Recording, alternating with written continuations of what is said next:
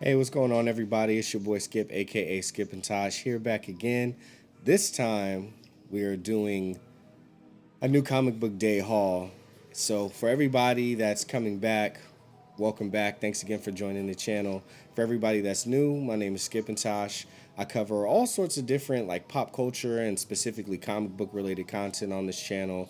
Technology stuff too here and there, but for the most part, we're doing hauls from eBay. We're doing new comic book day hauls, unboxings from eBay, which I guess technically is an eBay haul too, because you got to unbox it to haul it, right?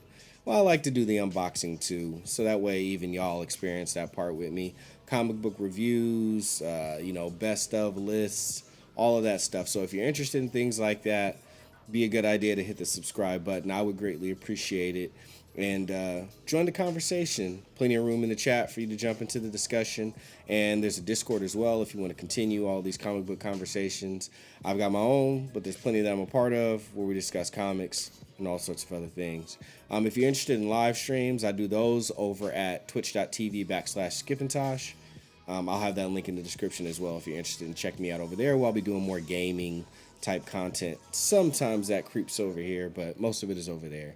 And all sorts of stuff that I just won't do over here because Twitch is just different. YouTube is cool too. That's why I'm here, and I love it. This was an interesting new comic book day, and not all of them were just new comic book day, new comic books that came out. But I'm also filling in gaps in certain collections that I have. But we'll start off with the book that I was most interested in this week, and that was What's the Farthest Place from Here? This book is by Matt Rosenberg and Tyler Boss. I ended up getting two covers. There was a mix-up at my shop, and my shop did not get me the cover A. So I got to go find that somewhere else, which I was at a shop that had a cover A, and I didn't grab it because I thought my shop got me the cover A. But teach me to, or remind me to better speak with him. Anyway, Scotty Young variant cover on this one, and you can kind of see the Scotty Young isms in there. And this variant cover, look, every now and then, Image will throw us a bone and put the names on the back. And this one was Marcos Martin, which it just looked cool, so I grabbed it. I was There's also a vinyl release for this that didn't come out, like with an accompanying vinyl record. I'm waiting for that. That might be in the next few weeks. I'll make sure I'll show that here so y'all can see that as well. Another book that I was interested in this week that I'm glad came in from one of my favorite writers, Rick Remender, Andre Lima Arajo, with Chris O'Halloran on colors and Russ Wooten on the letters, one of my favorite letterers. A Righteous Thirst for Vengeance. This book is really interesting. I really like the dialed back approach where there's not a lot of dialogue, and it really lets the art do a lot of the visual storytelling. Well, I mean, because art is visual storytelling, but words, print, text are too.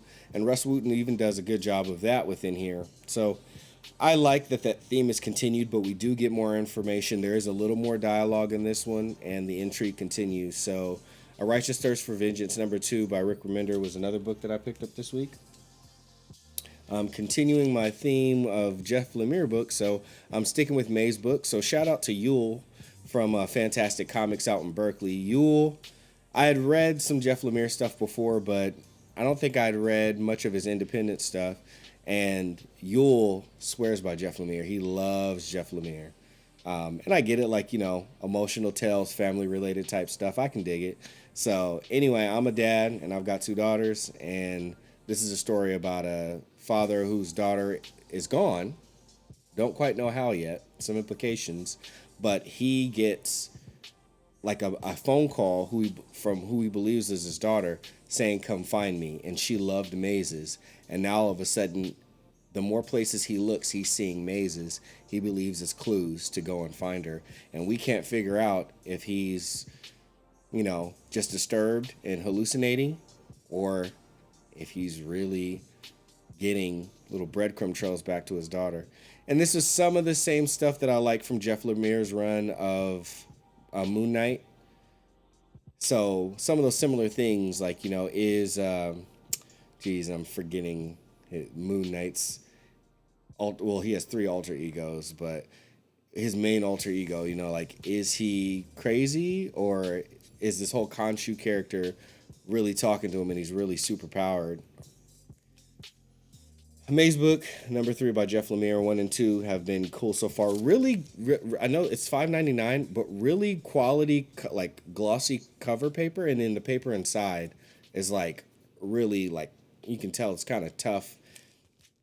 It just feels good, more quality type paper. Anyway, continuing the theme with Tyler Boss and Matthew Rosenberg, I was able to find at a local comic shop out here in Sacramento, Empire's Comics Vault. So shout out to Ben at Empire's Comics Vault. I was able to find 2 issues of Four Kids Walk Into a Bank. So for me, just coming off of reading Dead Dog's Bite by Tyler Boss, and then knowing that he had that book, What's the Farthest Place from Here, coming out with Matthew Rosenberg, I wanted to dive back into their older work, and Four Kids Walk Into a Bank was that book. I've got issues 4 and 5 here, and happy to say issues 2 and 3 I got a deal on, so those are on their way.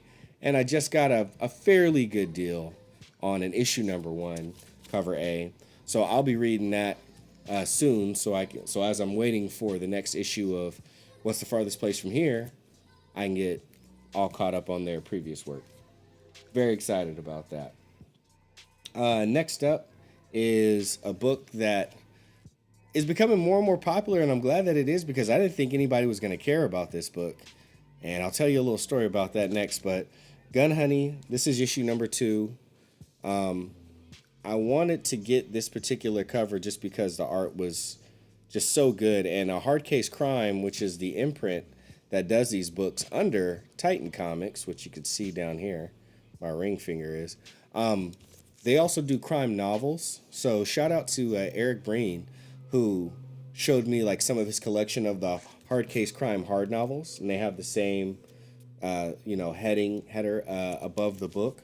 I bought it right out the gate just because I love crime, I love noir, I love like femme fatale type stories that are more traditional and not. I mean, there's some cheesecake. I want to say this is not a cheesecake book, but I don't like the ones that are like so cheesecake based. More like, I don't want to say classy. Let's say classic, more classic, not necessarily more classy, although I think they are. And I've got some of those other books too, so I'm not one to talk. Trust me, trust me. I've got those books. I've got some of those books too. But this story, I jumped on from issue number 1, and I got a cover A from issue number 1. And I was surprised at how well it was executed, and it totally worked for me. Checked all the boxes of exactly what I wanted it to be, and I didn't even think it was going to be as good. So as I continue to read it, it gets better and better. So I just found this cover because this particular gentleman, who this is Robert McGinnis. Robert McGinnis, and I believe he's like 90 and still does like these really great illustrations and drawings for not only the comics but the Hard Case Crime novels as well.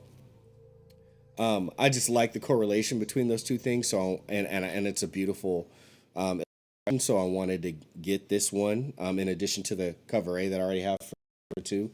Now, if anybody knows anything about Gun Honey, there's some Adam Hughes covers that people were just clamoring over. So those also came out with issue number 1. Those sold out quick. I had an opportunity to get one, and I passed on it because I was like, I know, yeah, it's a booby cover, but like, I don't care about that booby cover. I just don't. And so I let the opportunity pass me. I did not know that particular cover was going to catch fire so much. So they ended up they did a second printing, and on the third printing, of course, they came up with the bright idea to re-release the Adam Hughes cover, but they took off the regular Hard Case Crime header, and they just had the Gun Honey on the side, and it kind of gave more space for the rest of the Adam Hughes art. So I was able to find my friend RDV, buddy of mine, who wanted that book. I was able to find him one, so I got it for him. And then I was like, and then the shop told me that they had some damaged original number 1s. So let's see how far I can get. Yeah, we'll go there. And that, like, you can't be like, right, it's the dog too, like you can't be upset at the Maze Book dog while we're showing the Gun Honey, cover. So anyway, and then yeah, here's the bottom of the cover for you. So so he had some of these in, but he had the damage number ones too, and I was like, well, why don't I get us both a damage one, and it's not even that bad, really, just with the nice pressing. It's totally good. I don't think any of the spine ticks. It's not even spine. Well, kind of spine ticks, more like kind of creases, but none of them are color breaking. So I was able to grab one of those as well. So I did not think that I was going to be grabbing like variant covers for this book. I thought I was just going to, be grabbing just whatever covers for it, just hoping the story stayed good. But the story remains good. And these covers are something else. So let's see, can I double book it? Let's see if I could double book it. There we go. All right. So yeah, so there goes half the cover for both of them. So Adam Hughes covers acquired, and I'll be sending my buddies off here shortly. I guess more kind of salacious stuff. I got into Brandon Graham late. Got on the Brandon Graham train late. Really love his illustrations. I love when he colors his own work. But his black and white lines are really cool too. I just love like the curves that he uses. It kind of reminds me a little bit of the old Schoolhouse Rock type things. Was that what it's called? Schoolhouse Rock, when they were like teaching you multiplication and all of that stuff. When it reminds me of like that old, like 70s style art. Well, in any case, his stories are not always that innocent. Sometimes they're the quite the opposite of that. And Multiple Warheads has a few different series. This one in particular is Multiple Warheads. Well, actually, I think these are two different ones. So I think this is multiple. Oh no. Yeah, Multiple Warheads, Alphabet to Infinity series. Yeah. So different series within the Multiple Warheads.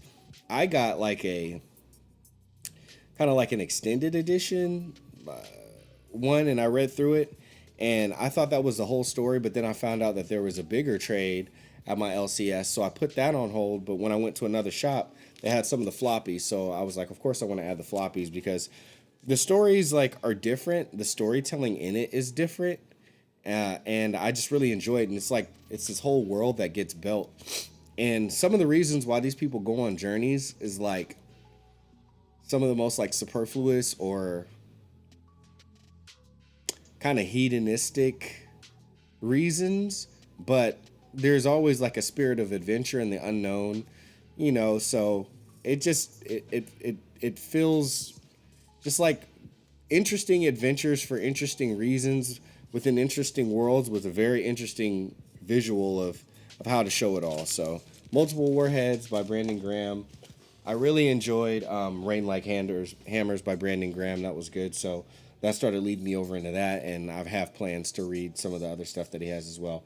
I found some floppies for Murder Falcon, because I was not on that train as it was coming out. And this is a book by Daniel Warren Johnson, who y'all are probably familiar with now for doing Beta Ray Bill and doing that Wonder Woman Black Label book, which I think it was like Scorched Earth or something like that, or something to that degree. But anyway, Daniel Warren Johnson, I really enjoy his his art and his storytelling. It's the same thing. Like I'm really into like cool, fun stories right now between like Dan Waters and Casper Wynyard on like Homesick Pilots and Limbo, and then Daniel Warren Johnson with Murder Falcon and how far or what's the farthest place from here, and Dead Dog's Bite. Like just like these fun, quirky, interesting stories. One's about music and bands. I'm looking forward to Radio Apocalypse by Ron V coming out. So all those stories are like speaking to me, and they're super fun, and it makes me want to read them. Vinyl by, gosh, how am I forgetting his name now? Well, just look up Vinyl from Image Comics. All of these stories, like People are making some like really spirited comic books right now, and it inspires me to read it because they're a joy to read. And I like my serious stuff, and capes are cool too when it's good. I'm not as into cape comics right now, but I am very much into comics, and these spirited, fun stories are, part of what makes the medium so enjoyable to me. Finally, on recommendation, I'm checking out Not All Robots by Mark Russell, art by Mike Diodato, and colors by Lee Lowridge. I was looking for a book by Mark Russell that I can get in that appealed to me more. So, using robots as commentary, I forgot what the name of this picture is. It's like the American and then some dark word. I can't remember, but to take the people out of it and to put the robots in their place and the commentary that's being made on that topic is interesting. So I found the issue number one and I was like, all right, well I'm gonna jump in because I know they're only on like issue number three, and I was like, people have been talking about it, speaking highly of it. I want to check out Mark Russell. I didn't check out Wonder Twins. I didn't check out Flintstones. I didn't check out Second Coming. Didn't look into his life story for Fantastic Four. None of those really sounded interesting to me, but this one very much did, and it's on AWA Upshot. And I've really been appreciating the quality of books, from the materials that the comics are made out of to the stories themselves and how they're executed in editorial. Like AWA is running a comics publisher the way I feel like a comics publisher, I don't want to say should be run, but the way I like to see them ran. Let's say that.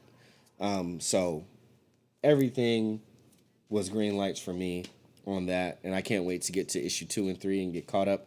And then a book that it came out a while ago, and it was more and more difficult to find issue number one on it because I was interested in it, but it was right as I was starting to, well, not right at, but it was a little after I started to not care so much about capes, and there wasn't a lot of DC books that I wanted to check out, but I was able to get my hands on the issue number one of Jeff Lemire, Bill Sienkiewicz, Dennis Cohen, and Chris Sotomayor's The Question.